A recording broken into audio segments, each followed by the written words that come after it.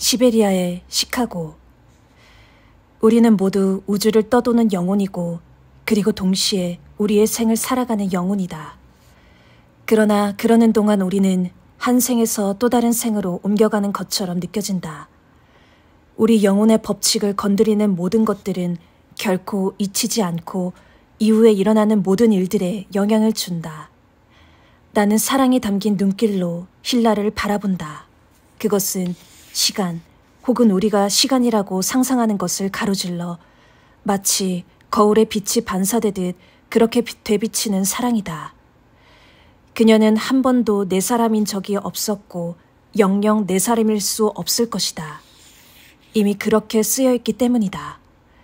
우리는 창조자인 동시에 피조물이지만 또한 신의 손에 의해 조종되는 꼭두각시이기도 하므로 우리 앞에는 넘을 수 없는 선이 존재한다. 우리로서는 알지 못하는 이유로 그어진 선이 강물 가까이 다가가 발가락으로 물을 건드려 볼 수는 있지만 그 물속으로 뛰어들어 흐르는 물에 몸을 맡기는 것은 금지되어 있다. 나는 생에 감사한다. 꼭 필요했던 순간 그녀와의 재회를 허락해준 것에. 마침내 나는 저 문을 5번째로 통과해야 한다는 것을 받아들이기 시작한다. 서로 답을 찾지 못하더라도 말이다. 나는 생에 감사한다. 내가 지금 이 여행을 하고 있다는 것에. 오늘 밤 그녀가 질투를 느끼는 것을 보니 재미있다. 재능 있는 바이올리니스트의 자신이 원하는 것을 쟁취하는 기술이 뛰어난 투사임에도 불구하고 그녀는 여전히 어린아이이고 언제까지나 아이일 것이다. 삶이 주는 가장 좋은 것을 진정으로 구하는 나와 그런 모든 이들이 그러하듯이 어린아이만이 그렇게 할 수 있다.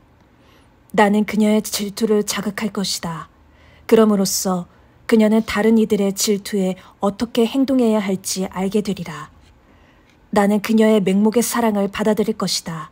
그럼으로써 그녀가 언젠가 다시 누군가를 맹목적으로 사랑하게 될 때 자신이 어떤 땅을 밟고 있는지 알게 될 것이기 때문이다. 이곳은 시베리아의 시카고라고 불리기도 하지요. 시베리아의 시카고라. 이런 비유는 대체로 매우 이상하게 들린다.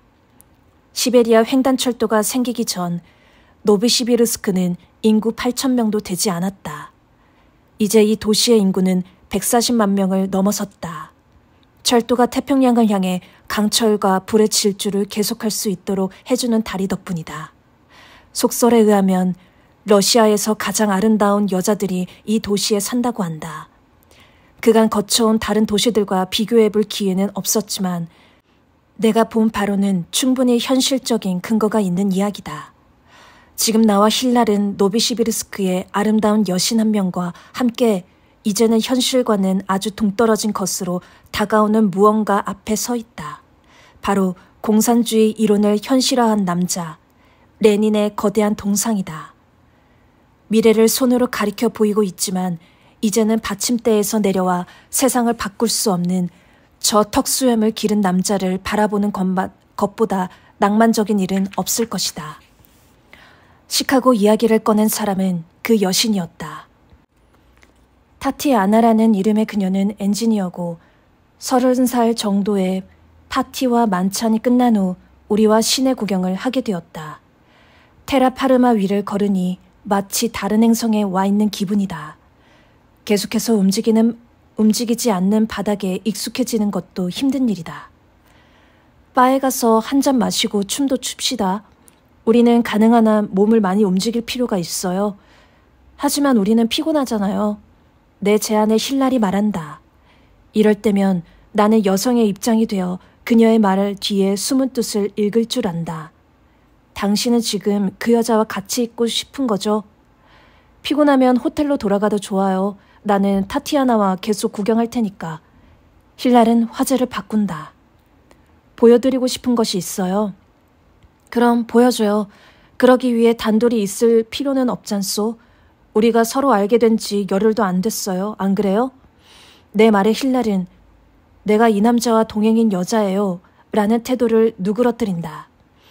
타티아나는 활기를 찾는다. 나 때문이 아니다. 여자들이 언제나 서로에게 자연스레 경쟁심을 느끼기 때문이다. 타티아나가 내게 시베리아의 시카고에서 밤을 즐기는 법을 보여주고 싶다고 말한다. 받침대 위에 서 있는 레니는 이 모든 것이 다 익숙한 풍경이라는 듯 우리를 담담한 시선으로 내려다보고 있다. 그가 프롤레탈리아 천국을 건설하고자 하는 대신 사랑의 독재에 더욱 헌신했더라면 훨씬 더 나은 결과를 얻었을지도 모르리라. 그럼 날 따라오세요. 날 따라오라고? 내가 뭐라고 반응하기 전에 힐랄은 단호한 걸음걸이로 앞장서서 걷기 시작한다. 그녀는 그 일격을 피하고 판세를 역전시키고 싶어하고 타티아나는 바로 그 미끼를 문다. 우리는 다리 쪽으로 난 넓은 길을 걸어가기 시작한다. 여기를 잘 아세요? 여신이 살짝 놀라워하며 힐랄에게 묻는다. 그건 그쪽이 말하는 안다는 것이 무엇을 의미하냐느냐에 따라 다르죠. 우리는 모든 것을 다 알아요. 바이올린을 연주할 때면 나는 어떤 존재를 감지해요. 그녀는 적당한 단어를 찾는다. 마침내 그녀는 나는 이해하지만 타티아나를 대화에서 배제시킬 단어를 찾는다. 그것은 내 주위에 존재하는 어떤 넓고 강력한 정보의 장이에요. 내가 통제할 수 있는 것은 아니에요. 그것이 나를 통제하고 내가 의구심에 빠지는 순간에 올바른 화음으로 나를 이끌죠. 나는 이 도시를 알 필요가 없어요. 그저 도시가 나를 원하는 곳으로 나를 데려가도록 놔두면 돼요. 힐랄은 점점 빨리 걷는다. 놀랍게도 타티아나는 힐랄이 말하는 바를 완벽하게 이해한다. 나는 그림 그리는 걸 좋아해요. 타티아나가 말한다. 내 직업은 엔지니어지만 텅 빈 캔버스 앞에 있으면 붓질 하나하나가 시각적인 명상이라는 걸 발견하죠. 그림을 그리는 것은 나의 일을 통해서는 절대로 만날 수 없는 행복으로 나를 데려가는 여행이에요. 절대로 그 행복을 포기하고 싶지 않아요. 레니는 지금 막 일어난 것처럼 같은 일을 수십 번, 수백 번 목격했을 것이다. 처음에는 잃지 말아야 하거나 정복해야 하는 제3의 임무를 사이에 두고 벌어지는 두 힘의 충돌을. 하지만 두 힘이 동맹이 되어 제3의 임무를 잇거나 그저 사소한 것으로 치부하게 되는 데는 그리 오랜 시간이 걸리지 않는다. 나는 이제 마치 소꿉친구인 양 내 존재는 무시한 채 러시아어로 제잘되는 두 여자를 따라갈 뿐이다. 날씨가 추웠지만 아마 시베리아의 이 지역은 1년 내내 추위가 계속되는 곳이리라. 산책을 하니 기운이 솟고 점점 좋아지는 기분이다. 1km를 걸어갈 때마다 점점 나의 왕국에 가까워지는 느낌이다. 튀니지에서는 이런 일이 내게 결코 일어나지 않을 거라고 생각했다. 하지만 아내가 옳았다. 혼자 있으면 약해지기는 해도 더욱 열린 상태가 된다. 두 여자를 따라다니다 보니 피곤하다. 내일은 야오에게 아이키도를 연습하자는 메시지를 남겨야겠다. 요즘은 머리가 몸보다 더 많이 일하고 있다. 우리는 어딘지도 모르는 곳, 중앙에 분수가 하나 있는 텅 빈 광장에서 멈춘다. 분수대의 물은 얼어붙어 있다. 힐랄은 가쁘게 숨을 몰아쉬고 있다. 계속 저렇게 숨을 몰아쉬면 산소 과다로 몸이 붕 뜬 것 같은 기분이 들 것이다. 내게는 더 이상 흥미로울 것 없는 인위적인 무화경이다. 이제 힐랄은 내가 처음 보는 어떤 연극 같은 의식을 주관한다. 우리에게 손에 손을 잡고 분수를 바라볼 것을 주문한다. 전능하신 신이시여. 그녀는 여전히 가쁜 숨을 몰아쉬고 있다. 여기 이곳에 열린 마음으로 기다리고 있는 당신의 자녀들에게 당신의 전령으로 보내주소서. 이어 그녀는 아주 널리 알려진 종류의 기도문을 외우기 시작한다. 타티아나 역시 무화경에 들어가는 것처럼 손을 떨고 있는 것이 느껴진다. 힐랄은 우주 혹은 아까 그녀가 정보의 장이라고 부른 것과의 소통에 들어간 듯하다. 그녀는 계속 기도문을 외운다. 타티아나의 손이 떨리기를 멈추더니 있는 힘을 다해 내 손을 꼭 잡는다. 10여 분 의식이 끝난다. 내가 생각하는 바를 말해야 할지 망설여진다. 하지만 지금 이 순간 순수한 자애와 사랑으로 가득한 이 여자는 솔직한 이야기를 들을 자격이 있는 사람이다. 나는 이해하지 못하겠군요. 내가 말한다. 그녀는 당황한 표정이다. 영혼들에게 가까이 가게 해주는 의식이에요. 그녀가 설명한다. 그걸 어디서 배웠죠? 책에서요. 계속해서 말해야 할까? 아니면 단둘이 있을 때를 기다려야 할까? 타티아나도 의식에 참여했으니 계속하기로 한다. 당신이 공부한 것과 또 그 책을 쓴 사람은 충분히 존중합니다만 내가 보기에 단단히 오해하고 있는 것 같군요. 당신이 치른 그런 의식이 무슨 소용이 있죠? 나는 우주와 소통하고 그를 통해 인류를 구원하고 있다고 믿고 있는 사람들을 수백만 명이나 보았어요. 하지만 사실 그런 방식은 아무런 효과도 없기 때문에 그들은 매번 실패하고 그럴 때마다 조금씩 희망을 잃어가지요. 그 희망을 언제나 새로운 정보가 담긴 다음 책이나 다음 세미나로 다시 채워나가면서요. 하지만 얼마 지나지 않아 배운 것은 잊어버리고 희망은 사라지죠. 힐랄은 놀라는 눈치다. 그녀는 내게 바이올린 재능 말고 다른 뭔가를 보여주고 싶어 했지만 하필이면 내가 1%도 관용을 베풀 수 없는 유일한 분야, 그 위험한 분야를 건드린 것이다. 타티아나는 내가 너무 무례하다고 느꼈는지 바로 새 친구를 옹호하고 나선다. 하지만 기도는 우리를 신께 가까이 데려다 주잖아요. 다른 질문으로 그 질문에 대답하지요. 그 모든 기도문이 내일 태양을 떠오르게 할까요? 물론 아니죠. 태양은 우주의 법칙에 따라서 떠오릅니다. 신께서는 우리가 외우는 기도문과 상관없이 우리 가까이에 있어요. 우리의 기도가 아무 소용이 없다는 말인가요? 타티아나가 계속 묻는다. 그런 말이 결코 아닙니다. 만약 당신이 일찍 일어나지 않는다면 해가 뜨는 것을 볼 수 없겠죠. 마찬가지로 당신이 기도하지 않는다면 아무리 신께서 당신 가까이 있더라도 그분의 존재를 느끼지 못할 겁니다. 하지만 아까 당신들이 한 그런 기도만이 어딘가에 닿을 수 있는 유일한 방법이라고 믿는다면 차라리 남은 평생을 미국 소노라 사막이나 인도 이슈람에서 사는 편이 나을 겁니다. 우리가 사는 이 현실적 삶에서는 신은 오히려 지금 막 기도를 한 힐랄의 바이올린 안에 존재합니다.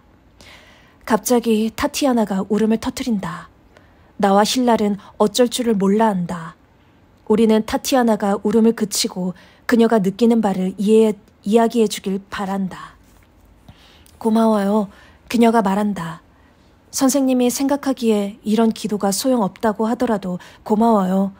나는 세상에서 가장 행복한 사람인 척 억지로 행동하고 있지만 내 안에는 너무 많은 상처가 있어요. 그런데 적어도 오늘 나는 느꼈어요. 누군가 내 손을 잡고 당신은 혼자가 아니야. 우리와 함께 가자. 당신이 알고 있는 것을 우리에게 보여줘. 라고 말하고 있구나 하고요.